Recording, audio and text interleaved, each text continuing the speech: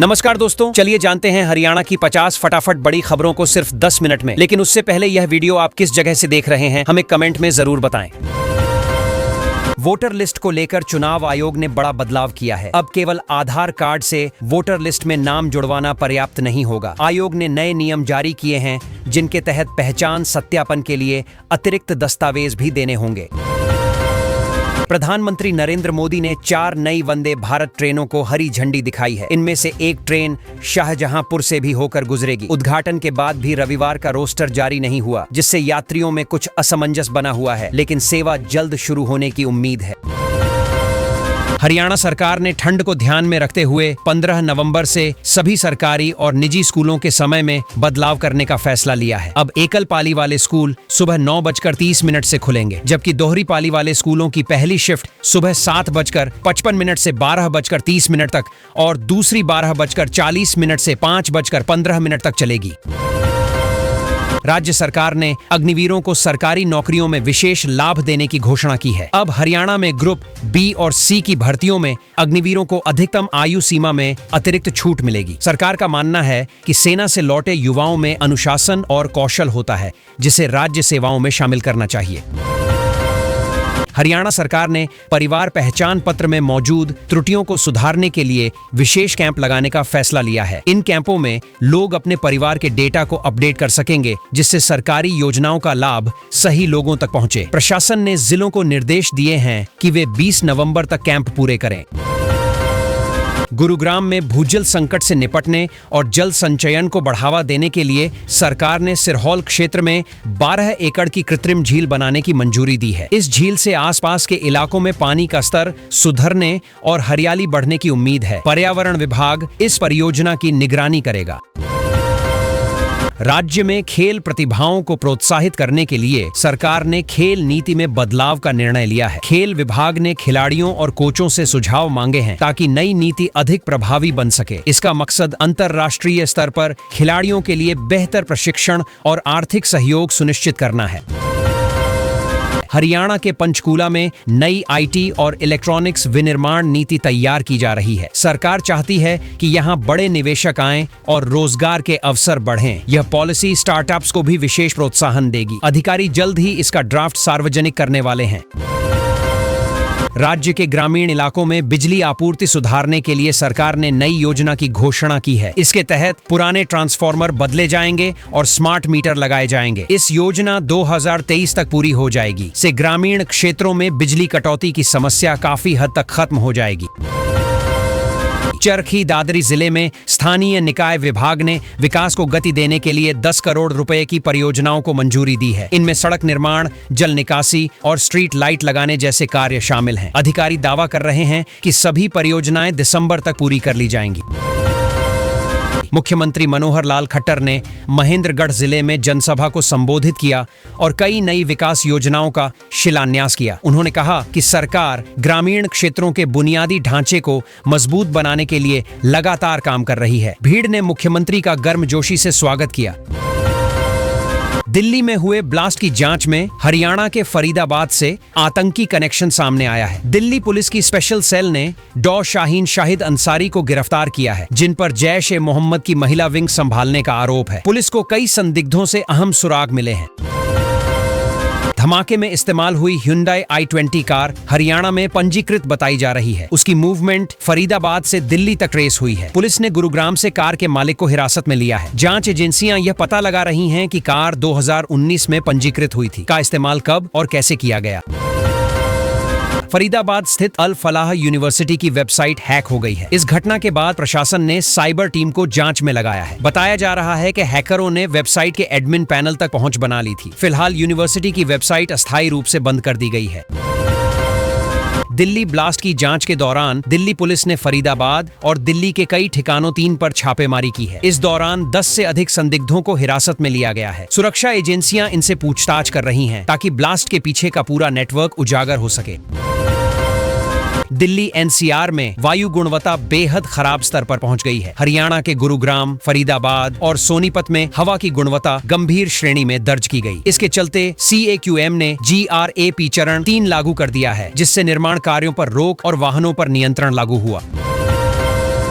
हरियाणा के कई जिलों खासकर रोहतक और करनाल में पराली जलाने के नए मामले दर्ज किए गए हैं। प्रशासन ने किसानों से अपील की है कि वे पराली न जलाएं और वैकल्पिक उपाय अपनाएं। पर्यावरण विभाग ने कहा है कि इससे दिल्ली एनसीआर में प्रदूषण और बढ़ रहा है।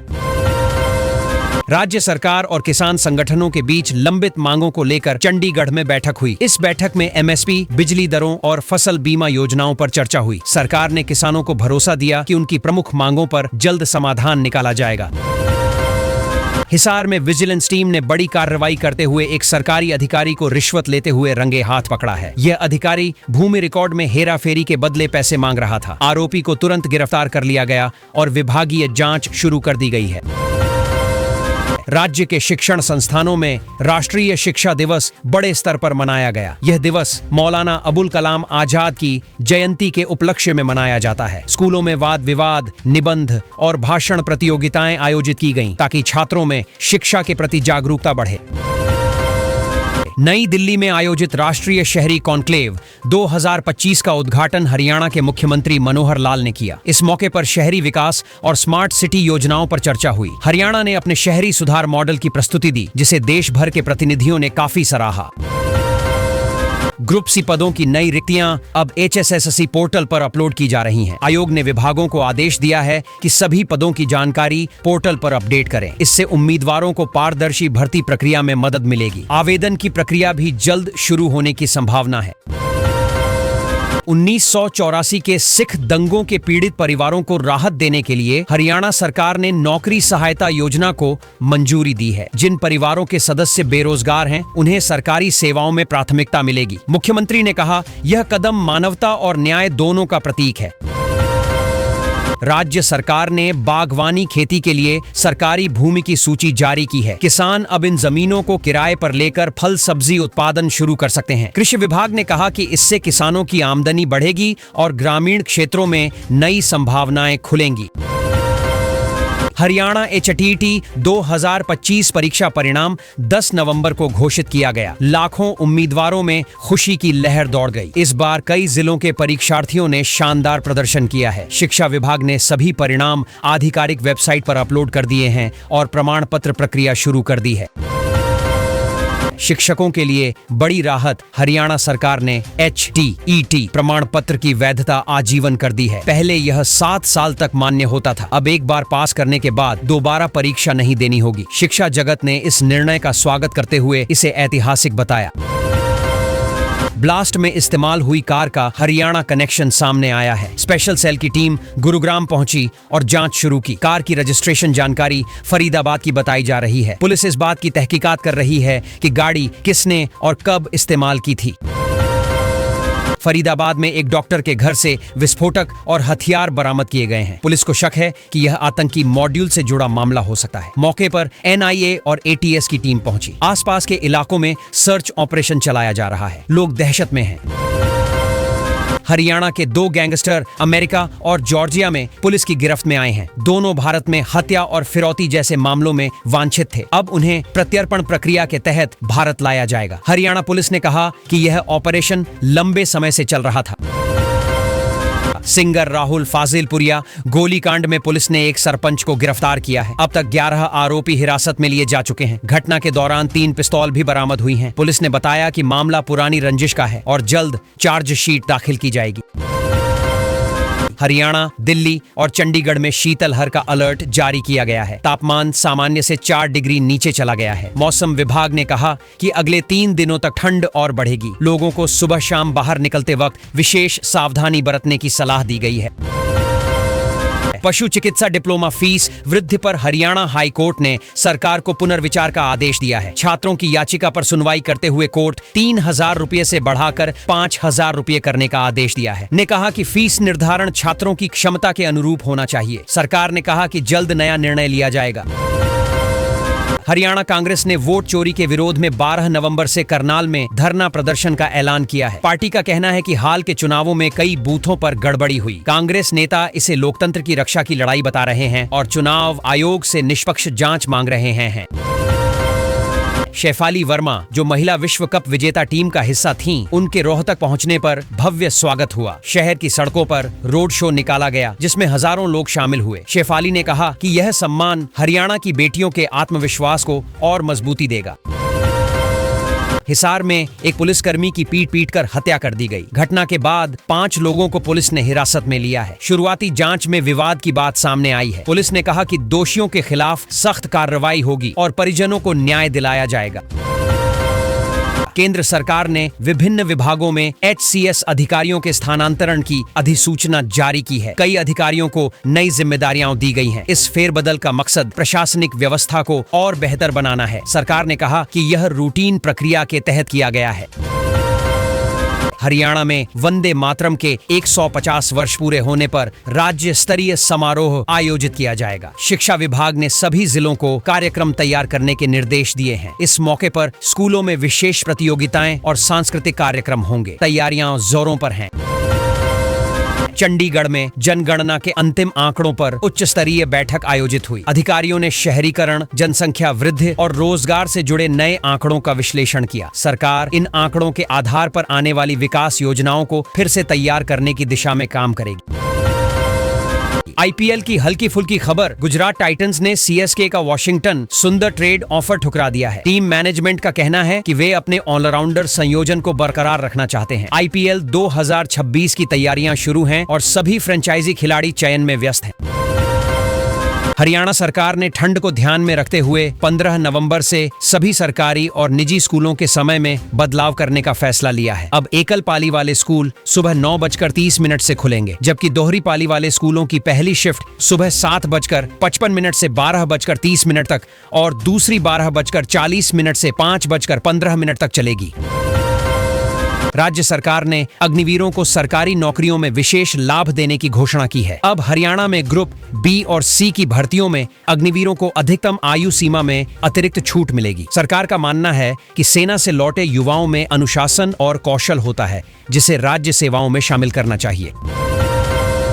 हरियाणा सरकार ने परिवार पहचान पत्र में मौजूद त्रुटियों को सुधारने के लिए विशेष कैंप लगाने का फैसला लिया है। इन कैंपों में लोग अपने परिवार के डेटा को अपडेट कर सकेंगे, जिससे सरकारी योजनाओं का लाभ सही लोगों तक पहुंचे। प्रशासन ने जिलों को निर्देश दिए हैं कि वे 20 नवंबर तक कैंप पूरे करें।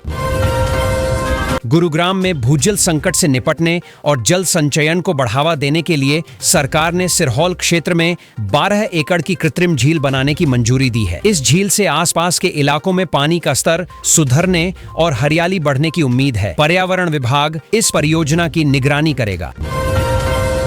राज्य में खेल प्रतिभाओं को प्रोत्साहित करने के लिए सरकार ने खेल नीति में बदलाव का निर्णय लिया है। खेल विभाग ने खिलाड़ियों और कोचों से सुझाव मांगे हैं ताकि नई नीति अधिक प्रभावी बन सके। इसका मकसद अंतर्राष्ट्रीय स्तर पर खिलाड़ियों के लिए बेहतर प्रशिक्षण और आर्थिक सहयोग सुनिश्चित करना है। हरियाणा के पंचकूला में नई IT और इलेक्ट्रॉनिक्स विनिर्माण नीति तैयार की जा रही है। सरकार चाहती है कि यहां बड़े निवेशक आएं और रोजगार के अवसर बढ़ें। यह पॉलिसी स्टार्टअप्स को भी विशेष प्रोत्साहन देगी। अधिकारी जल्द ही इसका ड्राफ्ट सार्वजनिक करने वाले हैं। राज्य के ग्रामीण इलाकों में बिजली आपूर्ति सुधारने के लिए सरकार ने नई योजना की घोषणा की है। इसके तहत पुराने ट्रांसफार्मर बदले जाएंगे और स्मार्ट मीटर लगाए जाएंगे। इस योजना 2023 तक पूरी हो जाएगी। से ग्रामीण क्षेत्रों में बिजली कटौती की समस्या काफी हद तक खत्म हो जाएगी। चरखी दादरी जिले में स्थानीय निकाय विभाग ने विकास को गति देने के लिए 10 करोड़ रुपए की परियोजनाओं को मंजूरी दी है। इनमें सड़क निर्माण, जल निकासी और स्ट्रीट लाइट लगाने जैसे कार्य शामिल हैं। अधिकारी दावा कर रहे हैं कि सभी परियोजनाएं दिसंबर तक पूरी कर ली जाएंगी। मुख्यमंत्री मनोहर लाल खट्टर ने महेंद्रगढ़ जिले में जनसभा को संबोधित किया और कई नई विकास योजनाओं का शिलान्यास किया। उन्होंने कहा कि सरकार ग्रामीण क्षेत्रों के बुनियादी ढांचे को मजबूत बनाने के लिए लगातार काम कर रही है। भीड़ ने मुख्यमंत्री का गर्मजोशी से स्वागत किया।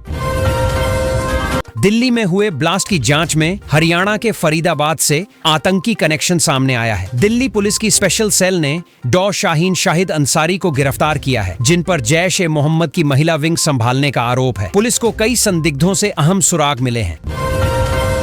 धमाके में इस्तेमाल हुई Hyundai i20 कार हरियाणा में पंजीकृत बताई जा रही है। उसकी मूवमेंट फरीदाबाद से दिल्ली तक ट्रेस हुई है। पुलिस ने गुरुग्राम से कार के मालिक को हिरासत में लिया है। जांच एजेंसियां यह पता लगा रही हैं कि कार 2019 में पंजीकृत हुई थी, का इस्तेमाल कब और कैसे किया गया। फरीदाबाद स्थित अल फलाह यूनिवर्सिटी की वेबसाइट हैक हो गई है। इस घटना के बाद प्रशासन ने साइबर टीम को जांच में लगाया है। बताया जा रहा है कि हैकरों ने वेबसाइट के एडमिन पैनल तक पहुंच बना